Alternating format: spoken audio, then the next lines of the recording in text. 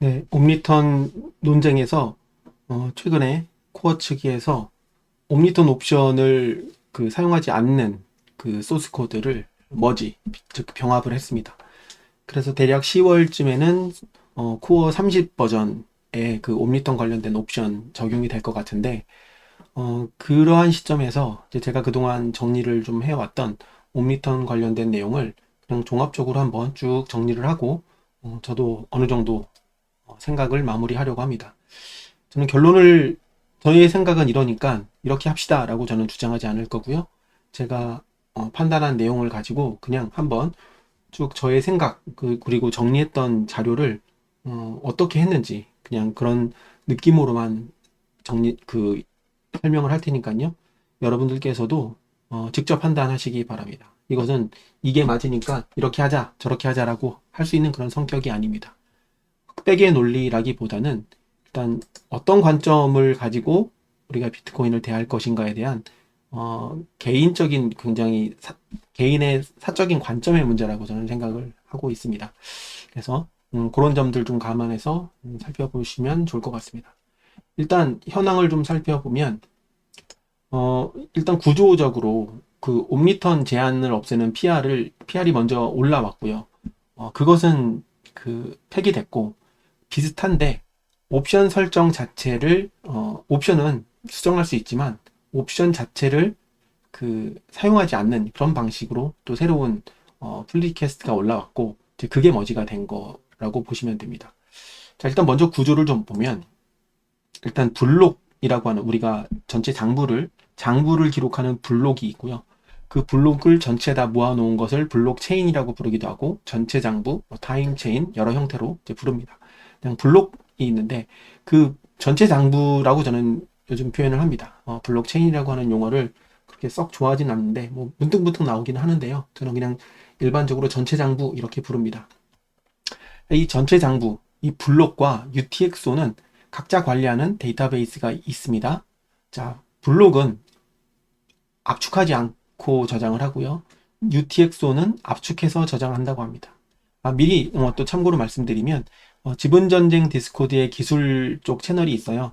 그래서 이 옴니턴 논란이 일어나면서 그쪽에서도 상당히 폭넓은 정보들이 오고 갔거든요. 제가 그것도 쭉 정리하면서 거기서 나온 내용들을 상당히 많이 인용을 할 겁니다. 그래서 저도 공부하는 측면에서 제 관점에서 정리를 한 거니까요. 어, 영상을 보시는 분들도 꼭 그 부분을 감안하고 보셨으면 좋겠습니다. 제가 블록은 압축을 하지 않은 상태이고 UTXO 세트는 뭐 레벨 DB라고 하는 형식으로 저장을 하는데 압축을 한다고 합니다. 자, 그리고 UTXO는 트랜잭션을 검증할 때 UTXO 세트를 살펴보게 되겠죠. 그래서 그 트랜잭션이 어떤지 세트를 살펴보게 되고 그 트랜잭션 검증 시간은 UTXO 검증 시간과 비례한다라고 그렇게 보면 된다고 합니다. 그리고 UTXO 같은 경우에는 별도의 레벨 DB에 저장이 되지만 항상 메모리에다 올라오는 것은 아니고요. 그 플로드의 설정에 따라서 캐시할 수 있는 그런 용량이 있습니다.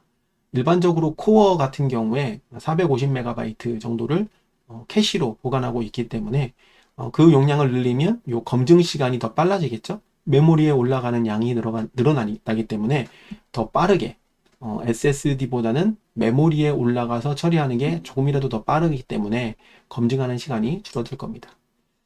그리고 정확하지는 않지만 매년 80에서 90GB 정도씩 증가한다고 합니다.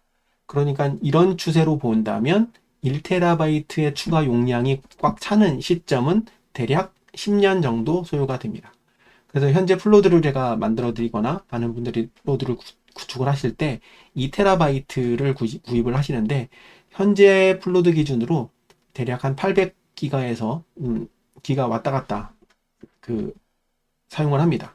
그러니까 비트코인 플로드에다가 그 다음에 일렉트럼에다가 뭐 기타 등등 애플리케이션을 사용하면 대략 한 800GB 정도가 미니멈으로 소요가 되고 그래서 라즈베리 파이의 구형에 1TB를 가지고 그리고 코어도 오래된 버전을 사용한 경우에는 1TB가 넘어서는 순간 중요한 변곡점이 될 수 있다라는 그런 이야기들이 있습니다. 그 이유가 현재 한 800기가 정도 되고 매년 80에서 90 정도 증가한다고 한다면 대략 산술적으로 2년에서 3년 내에는 1테라바이트 가지고는 플로드를 돌릴 수가 없게 되는 겁니다. 근데 플로드 구축을 해보신 분들은 알겠지만 플로드 구축 비용의 절반 넘는 비용이 SSD 비용입니다. 예를 들어서 35만 원으로 제가 플로드를 구축하는 그런 영상을 만들었는데 거기서 17만 원 정도가 SSD 용량이에요. 그래서 그 저장 공간 용량이 줄어들면 그만큼 비례해서 가격도 내려가지만 현재는 2TB SSD 비용이 그 정도 15만 원, 17만 원 왔다 갔다 사이 하기 때문에 사실 이때 노드의 필수 공간이 1TB가 넘어서는 순간 요 라즈베리 파이에 1테라로 만들었던 그리고 오래된 코어 버전을 돌리고 있었던 이런 노드들은 다 뻗게 될 겁니다. 그래서 그게 몇 개가 날아갈지가 굉장히 중요한 이 플로드를 돌리는 이런 상황에서 되게 중요한 순간이 될 거라고 이야기를 하고 있는 걸 봤습니다. 자, 그리고 코어 계열의 필터가 쓰이는 이유는 개인이 돌리는 플로드 디도스 공격 방어 성격이 좀 강하다. 그리고 플로드 램프를 의미 없는 곳으로 채우는 공격이 옛날에 있었는데 그거를 막는 차원에서 코어에 필터가 쓰였고 이런 용도가 아니라면 필터 자체는 크게 실효성은 없다라고 비트코인 개발자분이 또 언급을 하셨던 글도 봤습니다. 자, 여기서 이제 그러면 그냥 금융 데이터, 그러니까 트랜잭션과 관련된 UTX와 관련된 것들만 쓰는 이걸 금융 데이터라고 제가 표현을 할 거고요. 나머지 기타 등등을 비금융 데이터라고 표현을 해보면 비금융 데이터 같은 경우에는 블록에 저장하는 경우가 있고요. UTXO 세트에 저장하는 그런 케이스가 있습니다. 블록에 저장하는 케이스는 옴니턴을 사용합니다. 수수료에 대한 것도 있는 그대로 다 내야 됩니다. 그러니까 옴니턴을 사용하기 때문에 옴니턴의 데이터 캐리어 사이즈라고 하는 그런 옵션을 0으로 해버리면 블록을 사용해서 비금융 데이터를 저장하는 그런 각종 활동들은 일단 내 노드에서 필터링 되는 거죠. 그러니까 트랜잭션 자체를 받아들이지 않는 겁니다. 내 멤플에는 옴니턴을 사용하지 않을 거기 때문에 블록에다가 넣으려는 그런 시도에 대한 트랜잭션은 나는 내 멤플에 넣지 않을 거야 합니다. 블록 자체를 막는 게 아니고요. 트랜잭션을 내 노드에서는 처리하지 않을 거야 합니다. 그럼 나는 처리하지 않지만 다른 이 옴니턴을 사용하게 했거나 넉넉한 용량을 사용하게 한다면 그 사람 멤플에는 들어가겠죠. 그러니까 전 세계에 있는 모든 사람이 옴니턴 사용을 0으로 하지 않는 이상 이 분산 네트워크, P2P 네트워크 환경에서 이런 옴니턴을 사용하는 그 트랜잭션도 막을 방법은 현실적으로 없습니다. 어쨌든 이 블록으로 정리하는 영역이 있고요. 그리고 UTX에다가 넣는데 이거는 가짜 공개키라고 하는 것을 만든 다음에 데이터를 쑤셔 넣습니다. 대표적인 걸 오디널스라고 하더라고요. 그리고 이 세그윗 업그레이드 이후에 증인 영역, 위트니스 영역에 넣으면 수수료가 75% 할인이 됩니다. 그래서 블록에 저장할 수 있는 트랜잭션은 1MB이지만 75% 할인했으니까 4배까지의 증인 영역에 들어갈 수 있는, 그러니까 과거의 세그윗 업데이트 이전에는 블록에 증인 위트니스 영역이라고 하는 것을 같이 넣다 보니 가장 많이 차지하는 이 위트니스 영역이 블록 공간 1메가를 다 차지하니 실제 트랜잭션이 줄어드는 그런 효과가 있어서 블록에는 실제 금융 트랜잭션만 넣고 증인 영역이라고 하는 관련된 그 데이터는 별도로 뺐단 말이죠. 그러면서 수수료를 75%를 할인해줘서 수수료에 대한 경감을 시켜줬는데 이 오디널스라고 하는 이런 비슷한 프로젝트들은 이 UTXO라고 하는 형식의 가짜 공개 키이긴 하지만 실제 금융 데이터인지 비금융 데이터인지 구별하지 못하도록, 그러니까 비트코인 프로토콜이 규칙으로 삼아 놓은 것을 준용하는 측면에서 이 증인 영역에다가 여러 가지 데이터들을 쑤셔 넣어서 UTXO 세트를 늘리는 이런 활동, 이런 두 개의 패턴이 있는 겁니다. 역사적으로 보면 카운터파티라고 하는 그런 활동이 있었고요. 그건 영상으로 제가 따로 정리를 했고, 그리고 워낙 많이 알려져 있는 블록 사이즈 워, 자, 블록 사이즈 워가 있었고, 이때도 세그위 때 뭔지 모르고 반대를 많이 했다고 합니다. 그러니까 코어 측에서 반박으로는 세그위 때도 니네가 뭔지 몰라서 무지성 반대를 했는데 세그위 되고 나니까 좋았지 않느냐라는 논리를 펴요.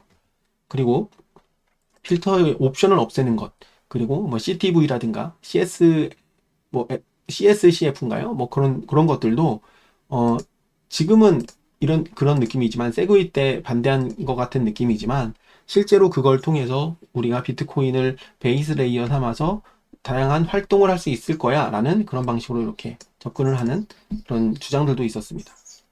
자, 그리고 각종 똥들이 이제 생겨나기 시작했죠. 오디널스, 룬즈, 비트스탬프, BRC 2.020 같은 이런 것들이 막 나오게 됐고, 자, 이런 게 이제 그 판치다 보니까 코어에 필터를 적용하자라는 그런 옵션이 추가가 되면서 이게 루크가 주도하게 됐고, 그러면서 코어에서도 이제 그 80 아니면 83 이런 정도로 이제 기본값이 적용되어 있는 거죠.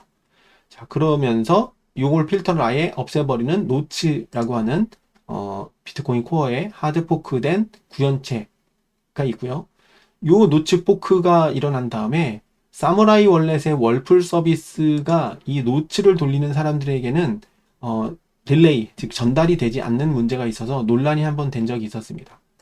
그래서 노츠 같은 경우에는 40으로 한정을 하는 걸로 제가 기억을 하는데 사무라이 월렛 같은 경우에 40바이트보다 더 많은 월풀에서 옴니턴을 40바이트보다 더 많이 사용하다 보니까 노츠 쪽에서는 막혀서 서비스에 문제가 돼서 한번 이게 티키타카를 한 적이 있던 걸로 기억을 합니다. 자, 이런 게 있었고, 그 다음에 그 시트리아라고 하는 회사가 굉장히 많이 등장을 합니다. 자, 그리고 CTV와 같은 그런 그 BIP도 계속 등장을 합니다. 자, 이런 역사들이 있다라는 것도 저는 이번 기회를 통해서 한 번 더 정리를 했습니다.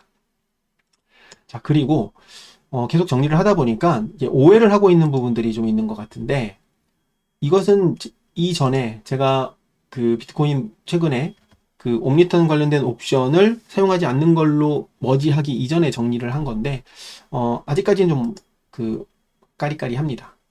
하지만 많은 사람들이 좀 오해하고 있었던 게 있더라라는 정리를 좀 해봤는데 첫 번째는 노츠를 사용하면 비금융 데이터가 담긴 블록을 전체 장부에 즉 블록체인에 연결하지 못하도록 막을 수 있다라는 주장들이 있는데 이것은 그럴 수 없습니다.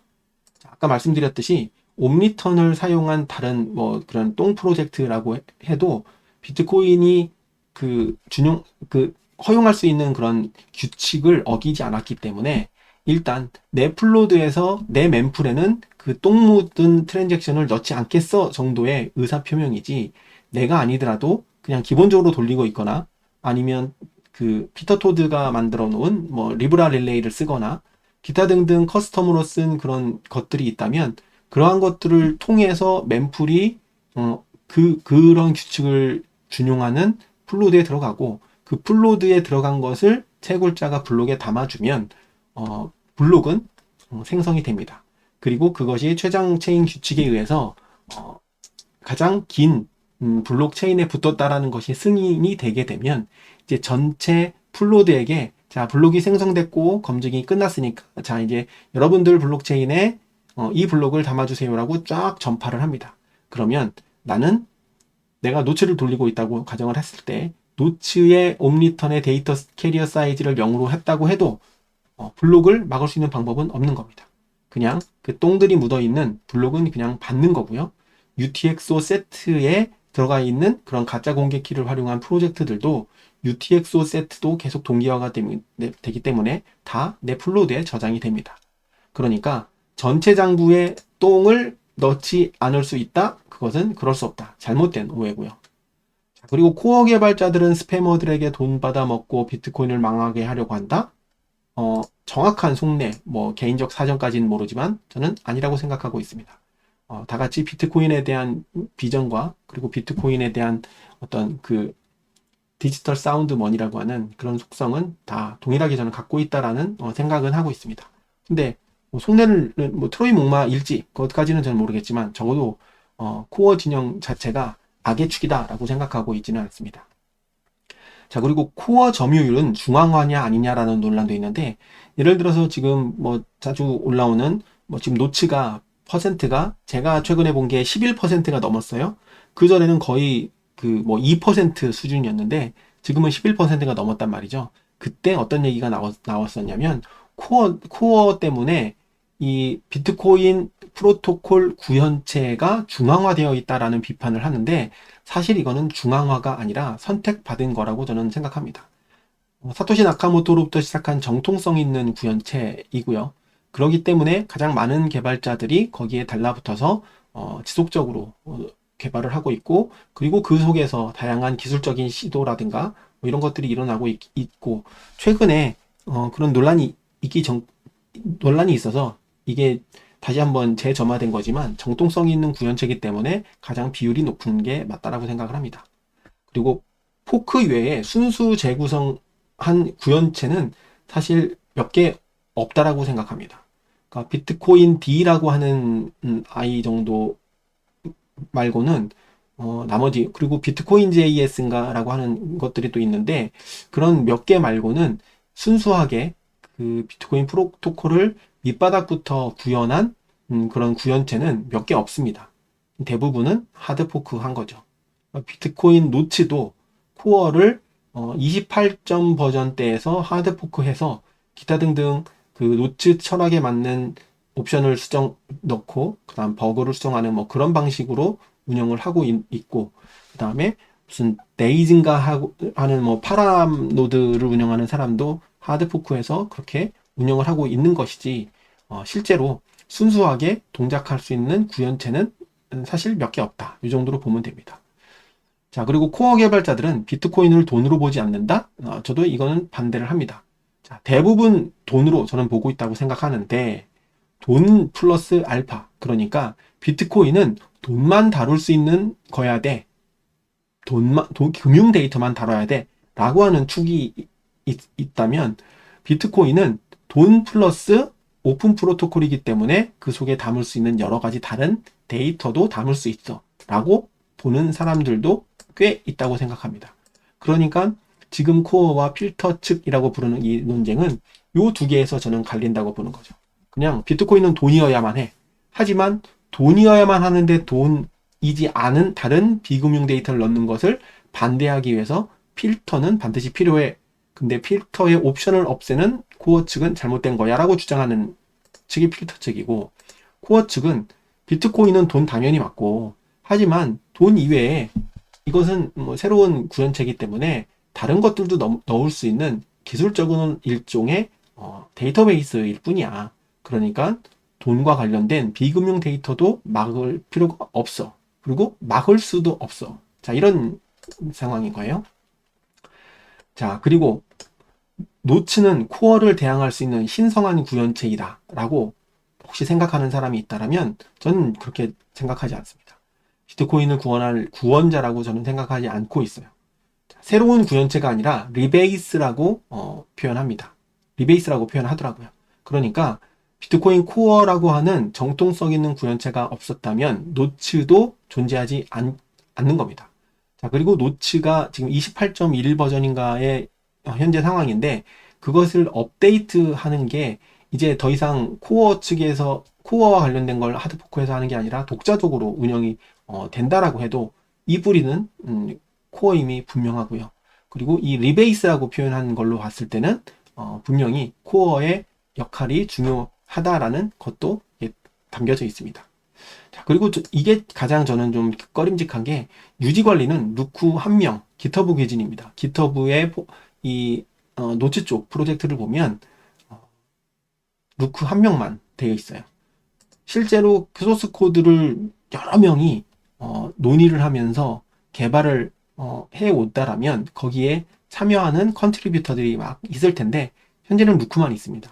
루크가 28.1 버전을 만들 때 하드포크에서 필터 옵션을 넣고 기타 등등 뭔가의 수정을 하고, 그 이후에는 뭔가 다른 그 개발자들이 컨트리뷰터들이 달라붙지 않은 상태인 걸로 보입니다. 이건 제가 정확하지 않으니까 혹시 정확하게 아는 분은 설명을 해주시면 좋겠습니다.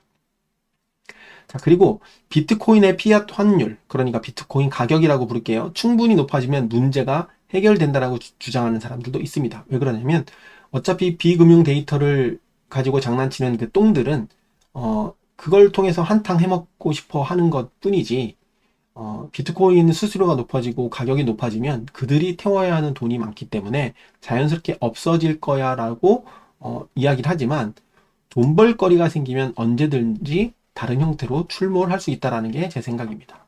그래서 이건 단순히 비트코인 가격이 모든 걸 해결할 거야 라고 저는 생각을 하고 있지 않습니다. 네, 이것도 저는 오해라고 생각하고요. 그리고 사토시는 순수하게 금융 데이터만 활용되도록 설계했다라는 오해가 있는데, 자, 여기에는 이제 또 논쟁이 있습니다. 옴니턴을 설계한 것 자체가 비금융 데이터를 담으려고 한 의도입니다. 그거는 사토시가 명시적으로 이야기 한 바가 있습니다. 그리고 제네시스 블록에 사토시가 뭘 새겼는지를 보면 이건 그 금융 데이터만 꼭 써라라는 게 아니다라는 메시지가 있는데, 여기도 반론이 있어요. 이 제네시스 블록은 코인베이스이니까 거기다가 문구를 넣는 것은 그것을 코인베이스를 생성하는 사람들의 특권이다. 하지만 일반 UTXO는 다르지라고 주장하지만, 그럼에도 불구하고 비트코인에 최초로 무언가를 새겨넣은 사람은 사토시 나카모토입니다. 그래서 사토시 나카모토도 금융 데이터만을 가지고 이것을 활용하지 않는 것을 저는 염두에 뒀다라고 생각을 하고 있습니다. 그리고 비트코인을 꼭 유지 관리해야 돼? 그냥 알아서 도는 거 아니야? 신경 꺼! 라고 이야기하는 사람이 있는데, 이거는 절대 아닙니다. 소프트웨어이기 때문에 유지 보수를 해야 되고요. 세상이 변화하는 거에 따라서 여러 가지 형태로 그 수정이나 보완을 해야 되는데, 이것을 얼마나 자주 해서 뭐 이더리움이나 다른 그런 똥들에 비해서 중앙화적으로 계속 하드포크를 하느냐 마느냐, 뭐 이런 문제까지 가지 않더라도 유지 보수가 필요 없는 건 아니라는 이런 오해는 한번 풀고 가야 될 것 같아서 정리를 해본 적이 있었습니다. 자, 그러면 왜 옴니턴 값을 없애려고 했는지 한번 제가 쭉 정리를 해본 건데요. 일단 옴니턴에 들어가는 데이터 캐리어 사이즈는 조정하는 것이 크게 의미가 없다라는 주장입니다. 노드 옵션에 데이터 캐리어 사이즈 옵션이 있으나 여기서 데이터 사이즈를 줄여도 채굴자에게 웃돈 주고 넣어달라고 하면 못 막습니다. 자, 그리고 내가 운영하는 플로드의 멤풀 속에 그러한 트랜잭션을 담지 않는 것 뿐이지, 그런 것을 담을 수 있을 만큼의 옴니턴을 충분히 넉넉하게 해놓은 사람들이라면 막지 못합니다. 그리고 그렇게 생성된 블록은 추장체인 규칙에 의해 나중에 나의 플로드도 다운받아야 되기 때문에 크게 의미가 없다라고 하는 게 이제 팩트고요. 그리고 이 데이터 캐리어 사이즈 옵션을 낮게 조정하는 것을, 그래서 이 지분전쟁 그 채널에서는 이렇게 표현을 하더라고요. 자, 옴니턴에 의미 없는 데이터가 들어간 트랜잭션을 걸러주는 역할만 하기 때문에 걸러줄 때도 촘촘히 거르는 게 아니라 이런 식으로 잔디밭에 들어가는, 잔디밭을 통해서 이렇게 넘어가면 되지만 일반 도로에 이런 문을 달아놓는 것과 비슷한 그런 역할을 한다라는 겁니다. 그래서 실제로는 별 역할을 못해. 그리고 그것을 계속 필터를 막기 위한 작업을 한다고 해도, 더 강력한 필터를 넣는다고 해도 이런 것들이 많아질 뿐이지 결국에는 막지 못한다라는 그런 주장입니다. 이것도 저는 팩트라고 생각합니다. 자, 그리고 옴니턴 사이즈에 따른 스패머들의 경제적 동기에 대해서 이야기하는데요. 일단 블록 데이터보다 UTX 세트에 대한 가중치가 더 높다라는 것은 공통적인 의견입니다. 그래서 코어 측도 그 옵션을 없애려고 하는 이유가 UTX 세트가 훨씬 중요한데, 옴니턴을 넉넉하게 해주면 UTXO에다 넣지 않고 블록에 넣을 거야. 그러니까 저거를 열어서 UTXO 세트를 보호해야 돼 라고 하는 그런 의미가 있습니다. 하지만 데이터 캐리어 값이 140바이트를 넘어가면 UTXO에 넣는 것이 수수료 차원에서 더 유리하다라는 그런 기술적 의견도 알려주신 분이 계셨습니다. 자, 그렇다고 한다면 이론적으로 10,000바이트인가 그래요. 10,000바이트인데 10,000바이트 꽉꽉 채워 넣어서 스패머들이 똥을, 비금융 데이터를 만든다고 했을 때 블록에 넣을까 UTXO 세트에 넣을까에 문제가 남는데, 140바이트가 넘어가면 UTXO 세트는 세그윗 업데이트로 인해서 75% 수수료 할인을 받기 때문에 수수료 차원에서 이게 유리하다는 거죠. 자, 그렇다고 그러면 300으로 올릴까? 1000으로 올릴까? 등등으로 하면 계속해서 끌려다닌다는 느낌을 주기 때문에 코어 측에서는 이것을 그냥 별로 의미 없으니까 이 옵션을 조정하는 것 자체를 없애겠다라는 겁니다. 자, 옴니턴이든 UTXO든 비금융 데이터를 추가하는 것 행위 자체는 금지가 어렵습니다. 현실적으로 그래요. 이게 이 분산 시스템의 특징이기도 합니다. 시스템의 메커니즘을 우회하는 방법은 언제든 어떻게든 생깁니다. 그래서 막는 것 자체가 그렇게 의미가 없다라는 주장도 일견 타당해 보입니다. 이는 비트코인 자체가 오픈 프로토콜이기 때문에 이 프로토콜에 준용하는 동작만 하면 뭘 어떻게 하든 어느 누구도 막을 수가 없습니다. 릴레이가 나 하나 이런 것들 비금융 데이터만 담당하는 릴레이 노드를 나 혼자 운영을 하고 내가 채굴자로 채굴을 할 수 있으면 이것도 가능한 겁니다. 그래서 이 오픈 프로토콜이 장점이기도 하지만 지금과 같은 문제점을 계속 앞으로도 만들어낼 것이고 그것은 어쩔 수 없는 상황이기 때문에 대응을 해야 되는데 이것을 우회하는 방법을 만들어내서 계속 막을 것이냐 아니면 이것을 그냥 시장의 경쟁에 의해 해결되게 할 것이냐의 차이가 있다라고 보면 됩니다. 자, 이번 옴니턴 제안의 사용 금지 옵션은 오래전 이야기라고 합니다. 갑작스러운 PR이 아니라 2년 전부터 이야기가 돼 있었고 이것을 갑작스럽게 한 게 아니라 그냥 그 비트코인 코어 개발자의 표현에 따르면 굉장히 지루한 업데이트였는데 커뮤니케이션 오류로 뭐 이렇게 됐다라고 이야기하는 걸 들었습니다. 자, 이런 상황이고요. 코어의 현재 위치는 대부분 코어를 사용합니다. 88% 정도 현재 시점 기준으로 그 정도 되는 것 같아요. 코어 옵션을 없애면 명백한 시그널이 되긴 할 거라고 생각합니다. 그러니까 기존처럼 그냥 놔두고 알아서 조정을 하게 하면 80바이트 또는 83바이트 정도에서 그냥 유지가 될 텐데 대부분 사람들이 그냥 디폴트로 사용을 하니까요. 이것을 없애는 순간 야, 니네 여기 와서 우리가 풀어줬으니까 여기 와서 놀아 라고 하는 명백한 시그널을 주기에 충분할 만큼의 시장 점유율을 가지고 있습니다. 왜? 비트코인 코어가 곧 비트코인이라고 생각할 만큼의 구현체로서의 명백한 정통적인 위치가 있기 때문에 그래요. 코어에 합의되지 않은 옵션을 삭제, 사용 중단이라고 표현을 하는데 삭제를 왜 일부 개발자들이 결정해서 강제로 진행하냐는 그런 문제점이 그래서 나오는 겁니다. 코어는 정통성이 있는데 왜 개발자 니네들이 니네 맘대로 반대가 그렇게 많음에도 불구하고 없앤 것 또는 사용 중단이라고 표현해서 머지를 했느냐가 이번 사태에 제가 볼 때는 명백한 실체이라고 생각합니다. 저게 있고 없고 기술적인 논의로 해결을 하기보다는 감정이 매우 이제 들어가 있는 것이고요. 니네가 뭔데 이 정통성 있는 구현체의 옵션을 니네 맘대로 결정을 해서 해? 라고 하는 어떤 반발 심리도 꽤 있다라는 거죠. 자, 그렇다면 노츠가 구원자냐? 또 이것도 아니에요. 오션도 노츠와 연결돼서 탈중앙 그 채굴의 프로젝트로 진행하고 있는 오션 같은 경우도 실제로 스팸을 채굴하고 있습니다. 막을 수가 없기 때문에 그래요. 그래서 증거로 이렇게 제시한 분들 계시고요. 몰래 채굴했느냐? 뭐 이런 논쟁이 있는데 몰래 채굴한 것 같진 않고요. 어차피 못 막는 거 니네가 알고 있지 않느냐라고 이제 역공을 하기도 합니다. 자, 그리고 노츠와 다텀의 지향점.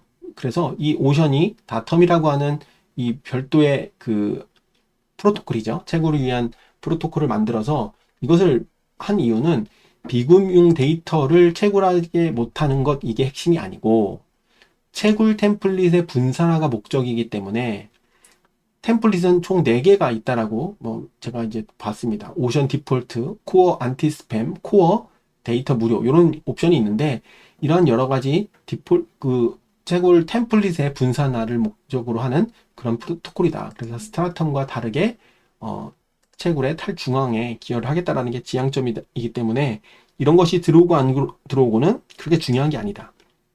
라고 설명을 하는 걸 봤습니다. 자, 그래서 다텀을 사용해서 오션에서 채굴해도 스팸 채굴 여부는 사용자가 선택하기 나름이다. 라고 그렇게 진행되더라고요.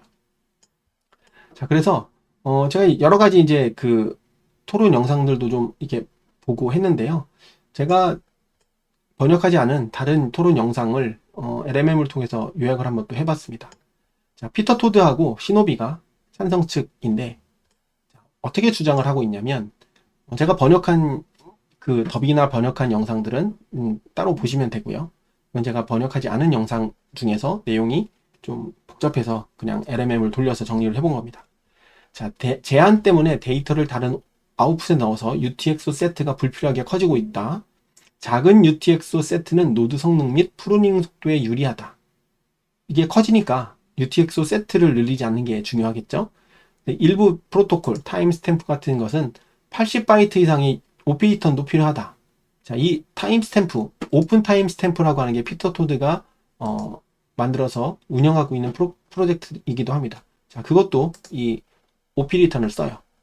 그리고 80바이트 기준은 자의적이며 논쟁만 유발한다. 그러니까 코어의 현재 80바이트는 그게 왜 80바이트여야만 하는데 라고 하는 것에 대한 기준점이 모호하기 때문에 없애는 게 좋겠다라는 주장인 거고, 제한을 없애도 과도한 사용 가능성은 낮다라고 피터 토드는 주장하고 있습니다. 자, 시노비 같은 경우에 제한 해제를 찬성하는 쪽인데요. 수수료를 낸 오피리턴 거래는 이미 블록에 포함되고 노드가 저장하고 있기 때문에 의미 없어. 그리고 합의가 아닌 정책 수준의 문제이기 때문에, 그러니까 오피리턴은 합의의 그 프로토콜이 아니고요. 그냥 어떻게 협의할래 정도의 정책이기, 그러니까 어떤 그 지켰으면 하는 정책이기 때문에 별로 문제가 안 되는 거고, 자, 제한점이 있다면 대역폭을 좀 낭비하고 검증 지연, 이걸 제한하게 되면 대역폭을 낭비하고 검증 지연을 초래해야 한다고 이제 시노비는 주장을 합니다. 실제 기술적 부담이나 남용 가능성은 낮은 반면에 이런 단점이 있다라는 거죠. 이기적 사용자를 가정해 정책적으로 대응하는 게 현실적이다. 그러니까 경제적인 논리로 시장에 맡기자라는 측이 강하다고 봅니다. 자, 그리고 이제 반대 측 중에 한 명이 크리스 귀다 뭐 이렇게 부리는 사람인데요. 제한 해제를 하는 것은 비트코인을 플랫폼화 시키겠다. 즉 이더리움처럼 만들려는 시도라고 해서 굉장히 강력하게 반대를 하고 있고, 무의미한 거래 수수료만 내고 블록에 들어가면 폰지 구조로 전락한다. 그러니까 돈을 보고 들어와서 먹튀하는 그런 구조로 전락할 수 있다는 거죠. 왜냐하면 강력한 글로벌 체인이기 때문에 솔라나에 넣기보다는 비트코인에 넣어서 한탕을 해먹고 싶은 그런 사람들이 있기 때문에 그런 똥들이 나왔겠죠. 자, 그리고 실체 없는 프로젝트들이 네트워크를 남용하게 되고 채굴자 유인이 왜곡되고 장기적으로 네트워크 신뢰성이 저하된다고 하는데, 이게 채굴자 중앙화 문제와 제가 볼 때는 연관이 되는 것 같습니다. 자, 그리고 저장 부담이 되면 노드가 탈중앙화에 해치게 된다. 자, 그리고 메카닉 같은 경우에 제한 해제는 비트코인을 데이터베이스처럼 잘못 사용하게 한다. 그러니까 메카닉은 대표적으로 비트코인은 돈만 다뤄야 돼 라는 것이고, 시노비는 비트코인은 데이터베이스야 라는 주장이죠. 이게 굉장히 첨예합니다. 노드 저장 부담이 커지면 탈중앙성과 운영 요인이 약화되고, 크리스마스 트리가 단순 식물이 아니듯 비트코인도 단순 저장 공간이 아니다라는 것을 우리는 철학적으로 명확하게 알아야 된다라고 이야기를 하고 있네요. 그리고 JPEG이나 BRC20과 같은 비금전적 사용은 네트워크의 정체성을 훼손시키고, 왜냐하면 데이터베이스가 아니고 돈 온리 데이터베이스이기 때문에 그런 거죠. 비트코인은 역사적으로 비금전적 남용을 거부해 왔다라고 주장을 하고 있습니다. 이것도 역사적인 요 표현을 가지고서 또 논란이 있더라고요. 네, 뭐 예를 들어서 사토시 다이스 같은 경우에 피터 토드가 아니라 그 루크가 막아서 된 거지 아무도 신경 안 썼다, 뭐 기타 등등 뭐 이런 얘기들도 있었습니다. 자, 그리고 이제 쟁점들을 한번 좀 다시 정리를 해봤습니다. 쟁점. 일단 이 쟁점이 우리가 생각하는데 더 중요하다고 생각합니다. 결론을 내기보다 이러한 상황이고 이러한 것들을 생각해 봐야겠다라는 정도의 영상이라고 보시면 돼요. 자, 채굴 연합으로 더 큰 위기가 올 수도 있다라는 쟁점이 있습니다. 필터를 강력하게 적용을 하면 채굴자들에게 갈 수 있는 트랜잭션들이 막히겠죠. 그러면 채굴자들은 직접 채굴을 할 수 있기 때문에 자기들만 넣을 수 있는 릴레이를 따로 만들어서 거기서만 받을 수도 있는 거예요. 그렇게 되면 일반 금융 트랜잭션에서 벌 수 있는 돈보다 더 많은 그 수수료를 먹을 수 있는 그런 시장이 있는데 필터가 빡시게 돌아가면 그러한 수요가 줄어들기 때문에 채굴자들의 이익이 줄어들 가능성이 있다는 겁니다. 그래서 계속 필터를 빡시게 하면 채굴자들이 그들이 원하는 그들의 그 가두리 양식장에서만 돌아갈 수 있는 릴레이를 쫙 깔아놓고 그쪽 중심으로 채굴을 해버리면 예를 들면 그 수수료가 낮은 것들 이런 것들은 계속 펜딩 상태로 뒤로 밀려버리는 그런 가능성도 배제할 수는 없습니다. 코어나 노치가 아니더라도 채굴자에게 보낼 수 있는 릴레이 노드가 있으면 시스템은 돌아갑니다. 피터 토드가 만든 리브라 릴레이도 그런 역할을 하고 있고요. 그리고 그 마라 같은 경우에도 별도 릴레이를 만들어서 운영을 하고 있다라고 그러더라고요. 채굴자들끼리만 통신하면서 비금융 데이터를 넣는 방안도 현실적으로는 가능한데 이런 경우 네트워크 효과에서 어긋나면 비트코인이 아니게 되니 실행을 안 하는 것 뿐이다. 돈이 되는 걸 알지만 이렇게 하면 비트코인의 정신을 위배하기 때문에 찍히겠죠. 그런 네트워크 효과 때문에 못하는 겁니다. 자, 비트코인인 이유는 네트워크 효과 때문이에요. 그러니까 비트코인이 그냥 일반 데이터베이스가 아닌 이유는 금융 데이터를 P2P로 할 수 있도록 탈중앙화된 시스템 내에서 이중 지불이 방지되는 작업 증명 메커니즘이 들어가 있기 때문이고 인간의 욕망을 적절하게 심어 넣어서 그게 돌아갈 수 있도록 빡신 경쟁을 통해서 돌아갈 수 있도록 만들어 놓은 것이고 그게 기술적으로만 완성된 게 아니라 여러 사람들이 그 비트코인의 프로토콜과 정신과 철학과 기술적 방향성을 믿고 있기 때문에 따르고 있기 때문에 네트워크 효과가 더해져서 비트코인이 비트코인인 겁니다. 이게 없으면 네트워크 효과, 즉 사람들, 커뮤니티가 없으면 비트코인을 하드포크해서 만든 다른 그런 것들과 별반 다르지 않다는 얘기죠. 그래서 이 채굴자들도 자기네들끼리만 먹을 수 있는데 이렇게 해서 손실을 보는 것보다는 지금처럼 하는 게 더 낫겠다라고 생각해서 현재 수준으로 유지하는 거라고 보시면 됩니다. 기술적으로 채굴자들이 할 수 있는 것과 실제 하는 것은 차이가 있고 할 수 있다고 해서 그걸 진짜 해버리면 하드포크 해서 하지 뭐 라고 하면 그건 사라져 버리는 것이고요. 하드포크 하지 않고 이 규칙 내에서 내가 프로토콜 내에서 정상적인 플레이어로 활용할 거야 라고 하면 네트워크 효과에 탑승하는 거죠. 실제 실행하면 네트워크 효과가 없어지기 때문에 막대한 투자를 한 채굴자들도 그렇게 못하는 거예요. 자, 그래서 하드포크로 분화된 것들은 모두 다 망했죠.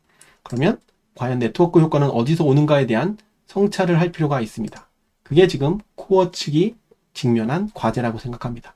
코어는 신뢰를 잃어버렸다라고 주장하는 사람들이 점점점 많아지고 있다는 게 현재 상황이라고 보시면 됩니다.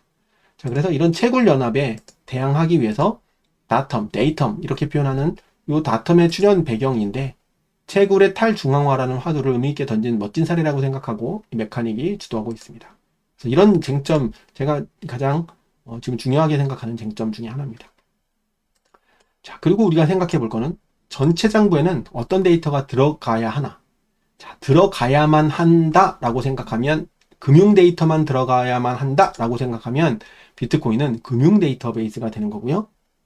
금융 데이터 이외에 다른 것들도 들어갈 수 있어 라고 생각하면 데이터베이스가 되는 겁니다. 이것은 기술적으로는 데이터베이스일 뿐이나 네트워크 효과 또는 사람들이 비트코인을 어떻게 생각하고 어떻게 활용하느냐에 따라서 굉장히 유동적이라고 생각합니다. 그래서 금융 데이터만으로는 동작할 수 없는 것은 이미 역사적 기술적으로 증명이 됐습니다. 그래서 현상적으로는 비트코인은 데이터베이스예요. 하지만 데이터베이스니까 어쩔 수 없이 금융 데이터 이외에 나머지 건들도 여러 가지 좀 넣어보자 라고 생각을 할 건지 금융 데이터 중심으로 판단을 할 건지는 여러분들께서 판단하시면 되겠습니다. 자, 그리고 프로토콜 기준으로 봤을 때 선한 플레이어와 악한 플레이어는 어떻게 구분하느냐. 여기서도 자, 프로토콜, 우리가 해시레이트가 높아진다 라고 하는 것은 비트코인의 보안성을 높여준다. 즉 이중 지불을 하기 위해서는 해시레이트를 버금가는 어마어마한 양의 에너지를 태워야 되기 때문에 돈을 태워야 되기 때문에 그걸 태우느라고 꼴랑 블록에 들어가는 이중 지불을 하지 않고 그 돈으로 채굴을 하거나 비트코인을 구입해서 호드를 하거나 하는 방식으로 프로토콜 기준에서는 선한 플레이어의 역할을 높은 해시레이트가 방어를 해주기 때문에 보안성을 높여준다고 이야기를 하는 겁니다. 그런데 비금융 데이터는 해시레이트를 높여줄 수도 있잖아요. 수수료가 높아지고 경쟁이 빡세지고 하면 그러면 돈을 받고 비금융 데이터를 넣어서 해시레이트를 높여주는 상황이 생기면 그것은 프로토콜 기준에서 과연 선일까 악일까 이런 것들도 가치 판단의 중요한 기준이라고 생각합니다. 여러분들은 어떻게 생각하시는지 한번 곰곰이 판단해 보시기 바랍니다. 자, 그리고 비트코인 가격이 높아지면 자연스럽게 해결될까? 수수료가 증가하고 수수료가 비금융 데이터 생성 이익보다 현저하게 낮으면 자연 소멸될 것이라고 많은 사람들은 생각하고 있습니다. 저도 이렇게 생각하는 축에 속해요. 나중에 비트코인이 어마어마한 가격이 됐는데 그 가격 내에서도 먹을 게 있다고 생각하면 이렇게 투자해서 먹고 빠지는 그런 작업들은 언제든지 일어날 거라고 생각합니다. 하지만 이런 식으로 자연 소멸될 것이니까 그냥 어떠한 조치도 취하지 말고 가만히 있을까? 라고 하는 것에 대해서는 또 호불호가 갈릴 수 있습니다. 그래서 그러네. 그러면 필터를 굳이 넣지 않아도 되겠네. 알아서 돌아가게 놔두자. 자유로운 시장 경쟁 내에서 두자. 라고 생각하면 코어 측의 한 표가 되는 거고요. 야, 그래도 아무것도 안 하는 것보다는 좀 필터라도 세워서 하는 게 맞지 않겠어? 라고 하는 것으로 돌아서면 필터 측, 노츠 측으로 가게 되는 겁니다. 이 둘 중에 무엇이 정답이다라고 저는 아직까지 결론 못 내렸습니다. 그래서 머리가 너무 복잡합니다. 실효성 필터를 적용해도 실효성이 없는데 계속 자원을 넣어야 하는가? 군비 경쟁이라는 표현도 쓰더라고요. 그래서 이런 거 하지 말고 그리고 구현체의 복잡도, 개발의 복잡도를 높이지 말고 그냥 그 코어 측이 한 것처럼 없애자 라고 할 수 있는데 그러려면 그냥 옵션 놔두고 알아서 조정하게 하지. 저는 왜 무리하게 저렇게 머지를 했는지 그게 좀 이해는 안 됩니다. 자, 램과 스토리지 부족으로 노드 구동이 줄어드는 그런 쟁점들이 있죠. 말씀드렸듯이 UTXO 세트가 거의 2억 개 가까워지고 있고 스토리지도 1TB에 근접하고 있고 2TB짜리도 앞으로 10년이면 거의 꽉 찰 가능성이 높습니다. 그리고 램도 현재는 8기가로는 동작 잘하는데 16기가까지 넓혀야 될 수도 있습니다. 노드가 줄어들면 탈중앙화에 부정적인 영향이면 맞지만 노드가 그렇다고 해서 수십만 개, 수백만 개까지 있어야 하는 건 또 아니라고 비트코인 개발자들은 얘기합니다. 하지만 노드를 운영하는 게 네트워크의 탈중앙화 측면에서만 운영을 하는 게 아니라 내 트랜잭션은 내 노드에서 처리할 거야 라고 하는 금융주권 측면이기 때문에 사실은 그건 또 좀 다른 얘기긴 합니다. 이렇게 램과 스토리지를 빵빵하게 16기가에 2테라로 10년간 버틸 수 있는 기기를 사도 기계가 먼저 망가질 가능성이 더 높은데 20에서 30만원대로 구축을 할 수 있습니다. 자, 이걸 이 돈을 내고 구축을 할 건지 말 건지 자, 뭐 10만원대, 몇만원대로 돌릴 수 있는 플로드는 없거든요. 자, 너무 낮은 사양까지 고려할 필요가 있을까라는 생각은 솔직히 들어갑니다. 그래서 어떤 사람은 그 정도 돈도 없으면 그냥 돌리지 마라라고 주장을 합니다. 그러니까 저기 있는 아프리카에 금융 혜택을 받지 못하는 사람들이 플로드를 돌리지 못해? 그러면 거기선 돌리지 마. 그냥 이걸 돌릴 수 있는 사람들끼리 돌릴 테니까 그걸 사용하면 되잖아. 그게 탈중앙화의 정신에 어긋나진 않아. 뭐 이런 얘기를 할 수도 있고요.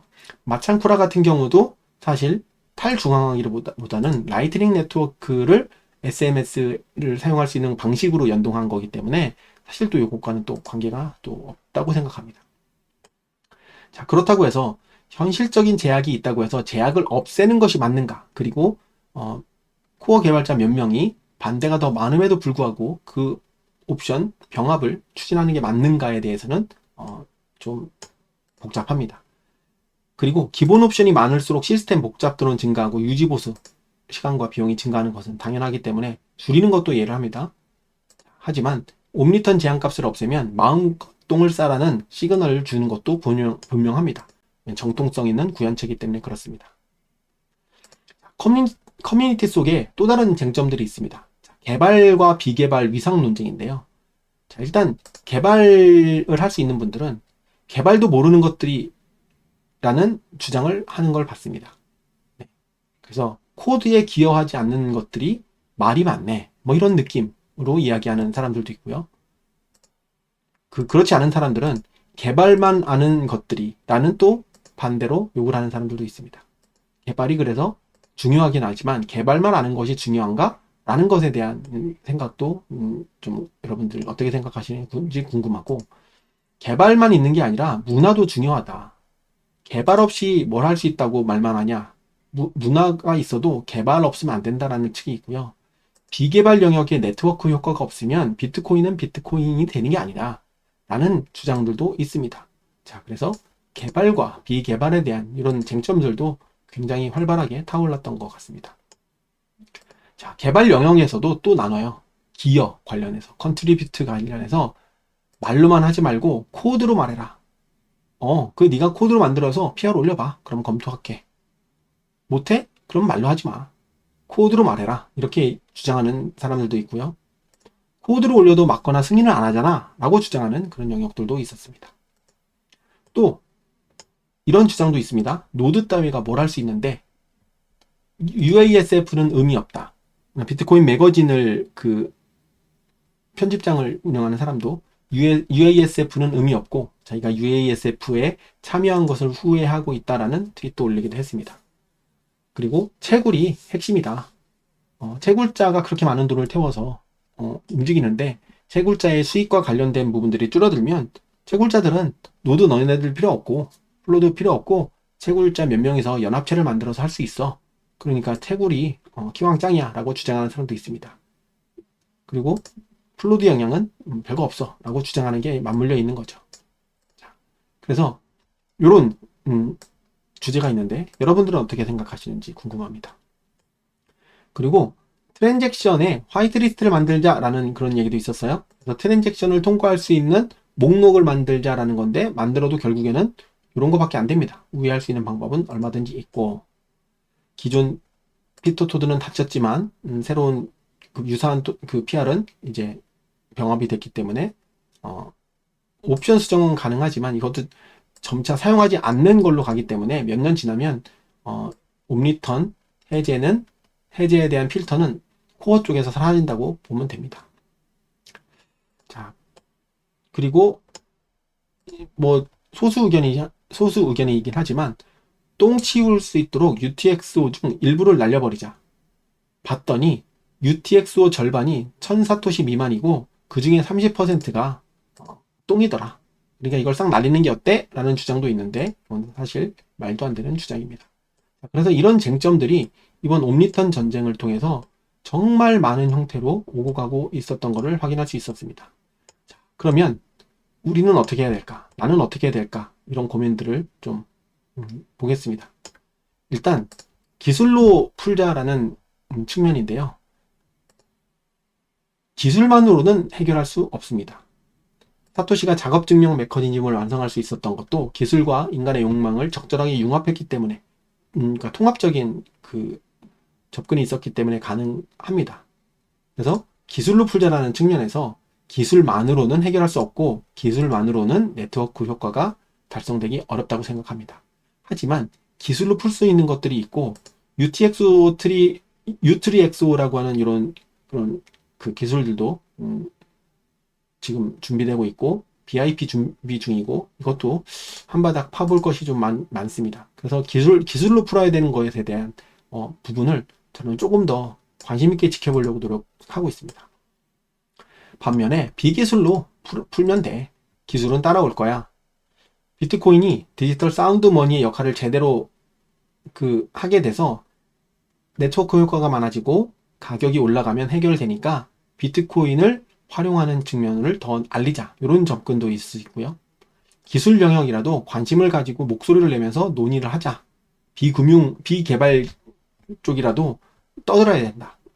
당연한 얘기인 것 같습니다. 떠들어야죠. 떠들 자유는 누구에게나 있으니까요.